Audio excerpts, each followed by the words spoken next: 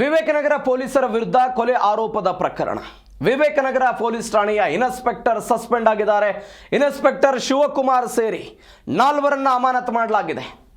Commissioner Seemant Kumar ಆದೇಶ ಹೊರಡಿಸಿದ್ದಾರೆ.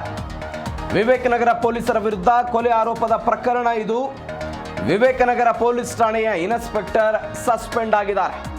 4 ಅಮಾನತು ಮಾಡಲಾಗಿದೆ. ಇದು ಜಿ ಕನ್ನಡ ನ್ಯೂಸ್ ವರದಿಯ big impact story. Zee Kannada news ವರದಿಯ ಬಿಗ್ ಇಂಪ್ಯಾಕ್ಟ್ ಸ್ಟೋರಿ ಇದು. ಈ ಪ್ರಕರಣದಲ್ಲಿ ಇನ್ಸ್ಪೆಕ್ಟರ್ ಶಿವಕುಮಾರ್ ಸೇರಿದಂತೆ 4 ಅಮಾನತು ಮಾಡಲಾಗಿದೆ. ಪೊಲೀಸ್ ಕಮಿಷನರ್ ಸೀಮಂತ್ ಕುಮಾರ್ ಆದೇಶ ಹೊರಡಿಸಿದ್ದಾರೆ. ದರ್ಶನ್ ಎಂಬಾತನನ್ನು ಅಕ್ರಮವಾಗಿ ಠಾಣೆಯಲ್ಲಿ ಇರಿಸಿ ಹಲ್ಲೆ ಮಾಡಿದ್ರು.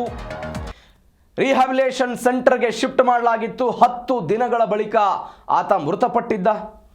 ಮಾದನಾಯಕನಹಳ್ಳಿ ಠಾಣೆಯಲ್ಲಿ ಎಫ್ಐಆರ್ ಕೂಡ ದಾಖಲಾಗಿತ್ತು. 10 ದಿನದ ನಂತರ ರಿಹ್ಯಾಬಿಲಿಟೇಷನ್ ಸೆಂಟರ್ಗೆ ಕಳಿಸಿದ 10 ದಿನಗಳ ನಂತರ ಆ ವ್ಯಕ್ತಿ ಮೃತಪಟ್ಟಿದ್ರು. ಹೆಚ್ಚಿನ ಡೀಟೇಲ್ಸ್ ಕೊಡ್ತಾರೆ ನಮ್ಮ ಪ್ರತಿನಿಧಿ ವಿಶ್ವನಾಥ್. ಫೋನ್ ಸಂಪರ್ಕದಲ್ಲಿದ್ದಾರೆ. ವಿಶ್ವನಾಥ್, ವಿವೇಕನಗರ ಪೊಲೀಸ್ ಠಾಣೆಯ 4 ಅಮಾನತು. ಇದು ಜಿ ಕನ್ನಡ ವರದಿಯ ಬಿಗ್ ಇಂಪ್ಯಾಕ್ಟ್ ಸ್ಟೋರಿ ಇದು. ಪ್ರವೀಣ್, ಇಲ್ಲಿ ನಾವು ಗಮನಿಸಬೇಕಾದ ಸಂಗತಿ ಏನು ಅಂತಂದ್ರೆ, ಕರ್ತವ್ಯ ಲೋಪಗಳಾದಂತಹ ಸಂದರ್ಭದಲ್ಲಿ ಹಿರಿಯ ಅಧಿಕಾರಿಗಳು ಅದನ್ನ ಸೂಕ್ಷ್ಮವಾಗಿ ಪರಿಶೀಲಿಸಿ ಮತ್ತು ವರದಿಯನ್ನ ತೆಗೆದುಕೊಂಡು ಏನು ತಪ್ಪಾಗಿರುತ್ತೆ ಅದರ ಆಧಾರದ ಮೇಲೆ ಒಂದು ಕ್ರಮವನ್ನು ತೆಗೆದುಕೊಳ್ಳುವಂತಹ ಕೆಲಸಕ್ಕೆ ಮುಂದಾಗ್ತಾರೆ.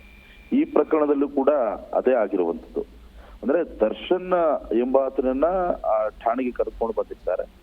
ಆ ಸಂದರ್ಭದಲ್ಲಿ ಆತ ಗಲಾಟೆ ಮಾಡ್ತಾ ಇದ್ದ ಮತ್ತು ಏರಿಯಾದಲ್ಲಿ ಕಿರಿಕ್ ಮಾಡ್ತಾ ಇದ್ದ ಅನ್ನೋ ಆಂಗಲ್ ನಲ್ಲಿ ಆತನನ್ನ ಕರ್ಕೊಂಡು ಬಂದಿರ್ತಾರೆ ಮತ್ತು 3 ದಿನಗಳ ಕಾಲ ಸ್ಟೇಷನ್ ಅಲ್ಲಿ ಇಟ್ಕೊಂಡಿದ್ರು ಅನ್ನೋ ಗಂಭೀರ ಆರೋಪ ಕೂಡ ಇರುವಂತದ್ದು.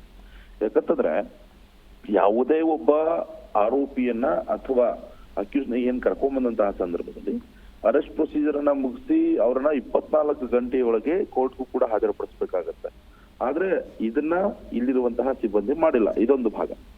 ಮತ್ತು ಈತ ಏನು ಹೆವಿಯಾಗಿ ಡ್ರಿಂಕ್ ಮಾಡ್ತಾ ಇದ್ದ ಮತ್ತು ಸಾಕಷ್ಟು ಕಿರಿಕ್ ಮಾಡ್ತಾ ಇದ್ದ ಅನ್ನೋ ಒಂದು ಆಂಗಲ್ ನಲ್ಲಿ ಈ ಮಾದನಾಯಕನಹಳ್ಳಿ ಪೊಲೀಸ್ ಠಾಣಾ ವ್ಯಾಪ್ತಿಯಲ್ಲಿರುವಂತಹ ಈ ರಿಹಾಬ್ ಸೆಂಟರ್ ಏನಿದೆ ಅಲ್ಲಿಗೆ ಈತನನ್ನ ಕಳಿಸಲಾಗಿತ್ತು. 10 ದಿನಗಳ ಬಳಿಕ ಈತ ಮೃತಪಟ್ಟಿರ್ತಾನೆ.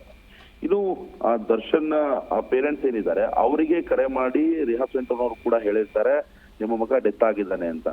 ಬಂದು ನೋಡಿದಂತಹ ಸಂದರ್ಭದಲ್ಲಿ ಡೆಡ್ ಬಾಡಿ ಅಂದ್ರೆ ಬಾಡಿ ಮೇಲೆ ಅಂದ್ರೆ ದರ್ಶನ್ ಮೈ ಮೇಲೆ ಕಂಪ್ಲೀಟ್ ಆಗಿ ಹಲ್ಲೆ ಮಾಡಿದಂತಹ ಗುರುತುಗಳಾಗಿರ್ಬೋದು, ಗಾಯಗಳಾಗಿರ್ಬೋದು ಎಲ್ಲವೂ ಕೂಡ ಇತ್ತು.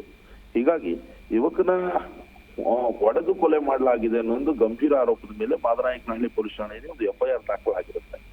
ಸದ್ಯಕ್ಕೆ ಎಫ್ಐಆರ್ ಆಧರಿಸಿ ಮತ್ತು ಈಗಾಗಲೇ ಸಿಸಿಬಿ ಅಧಿಕಾರಿಗಳು ಅಂದ್ರೆ ಸಿಐಡಿಗೆ ಈ ಒಂದು ಪ್ರಕರಣ ವರ್ಗಾವಣೆ ಆಗುತ್ತೆ. ಇನ್ನು ಕಸ್ಟೋಡಿಯನ್ ಡೆತ್ ಏನಾದರೂ ಆದಂತಹ ಸಂದರ್ಭದಲ್ಲಿ ಅದನ್ನ ಸಿಐಡಿಗೆ ವರ್ಗಾವಣೆ ಮಾಡಲಾಗುತ್ತೆ. ಅಲ್ಲೇನೆ ತನಿಖೆ ನಡೆಯೋದು.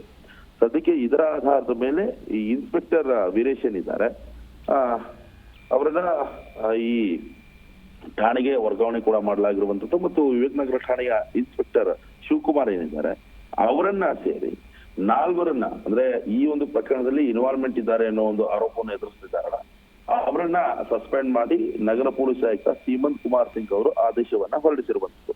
ಒಟ್ಟಾರೆಯಾಗಿ ಪೊಲೀಸರ ತಲೆದಂಡ ಮುಂದಿನ ದಿನಮಾನಗಳಲ್ಲಿ ಈ ಒಂದು ಪ್ರಕರಣದ ತನಿಖೆಯ ಸಂದರ್ಭದಲ್ಲಿ ರಿಹಾಬ್ ಸೆಂಟರ್ ನೋಡ್ತು ಏನಾದ್ರೂ ತಪ್ಪಿದ್ಯಾ ಅಥವಾ ಪೊಲೀಸರೇ ಹಲ್ಲೆ ಮಾಡಿದ್ರ ಎಲ್ಲಾ ಆಂಗಲ್ ನಲ್ಲೂ ಕೂಡ ತನಿಖೆ ನಡೆಯುತ್ತೆ. ತನಿಖೆ ನಡೆದಂತಹ ಸಂದರ್ಭದಲ್ಲಿ ಪೊಲೀಸರು ಮುಂದಿನ ಕ್ರಮಕ್ಕೂ ಅಂದ್ರೆ ಸಿಐಡಿ ಅಧಿಕಾರಿಗಳು ಏನಾದ್ರೂ ಕೂಡ ತನಿಖೆಯಲ್ಲಿ ಇವರ ಲೋಪದೋಷ ಕಂಡು ಬಂದಿದೆ ಪೊಲೀಸರ ವಿರುದ್ಧವಾಗೂ ಕೂಡ ಚಾರ್ಜ್ ಶೀಟ್ ಅನ್ನ ಸಲ್ಲಿಕೆ ಮಾಡ್ತಾರೆ ಮತ್ತು ಈ ರಿಹಾಬ್ ಸೆಂಟರ್ ತಪ್ಪೇನಾದ್ರೂ ಕಂಡು ಬಂದಂತಹ ಸಂದರ್ಭದಲ್ಲಿ ಅಲ್ಲಿರುವವರ ವಿರುದ್ಧವಾಗೂ ಚಾರ್ಜ್ ಶೀಟ್ ಸಲ್ಲಿಕೆ ಆಗುತ್ತೆ. ಒಟ್ಟಾರೆಯಾಗಿ ಕರ್ತವ್ಯ ಲೋಪದ ಅಡಿಯಲ್ಲಿ ಇತ್ತೀಚೆಗೆ ಅನೇಕ ಪೊಲೀಸರು ಕೂಡ ಸಸ್ಪೆಂಡ್ ಆಗ್ತಾ ಇರುವಂತದ್ದು ಮತ್ತು ಇದೊಂದು ಪೊಲೀಸ್ ಇಲಾಖೆಗೆ ಸಾಕಷ್ಟು ಕಪ್ಪುಚುಕ್ಕೆ ಅಂತಾನೆ ಹೇಳ್ಬೋದು.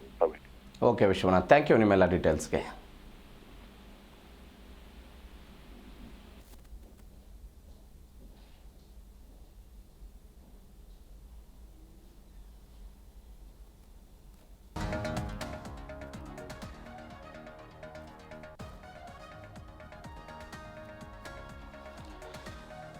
ಎಸ್, 10 ದಿನಗಳ ಬಳಿಕ ಯುವಕ ಮೃತಪಟ್ಟಿರುವಂತಹ ಘಟನೆ ಇದು.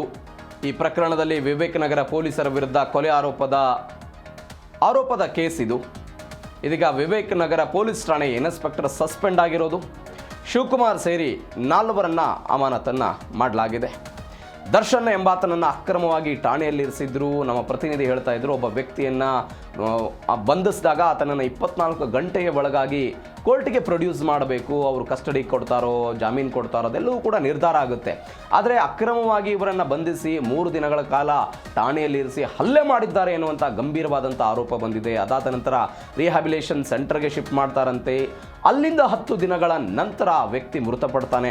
ಹೀಗಾಗಿ ಪೊಲೀಸರ ವಿರುದ್ಧವೂ ಕೂಡ ಕೊಲೆ ಆರೋಪದ ಪ್ರಕರಣ ಬಂದಿದೆ. ಹೀಗಾಗಿ ಗಂಭೀರವಾಗಿದೆ ಈ ಪ್ರಕರಣ. ಮಾದನಾಯಕನಹಳ್ಳಿ ಠಾಣೆಯಲ್ಲಿ FIR ಕೂಡ ದಾಖಲಾಗಿದೆ. ಇದೀಗ ಈ ಪ್ರಕರಣದ ತನಿಖೆಯ ದೃಷ್ಟಿಯಿಂದ 4 ಅಮಾನತು ಮಾಡಲಾಗಿದೆ. ಇನ್ಸ್ಪೆಕ್ಟರ್ ಸಸ್ಪೆಂಡ್ ಬೆನ್ನಲ್ಲೇ CCB ಇನ್ಸ್ಪೆಕ್ಟರ್ ವೀರೇಶನ್ನ ವಿವೇಕನಗರ ಠಾಣೆಯ ಇನ್ಸ್ಪೆಕ್ಟರ್ ಆಗಿ ವರ್ಗಾವಣೆ ಮಾಡಿರೋದು. ಇದು ಜಿ ಕನ್ನಡ ನ್ಯೂಸ್ನ ಬಿಗ್ ಇಂಪ್ಯಾಕ್ಟ್.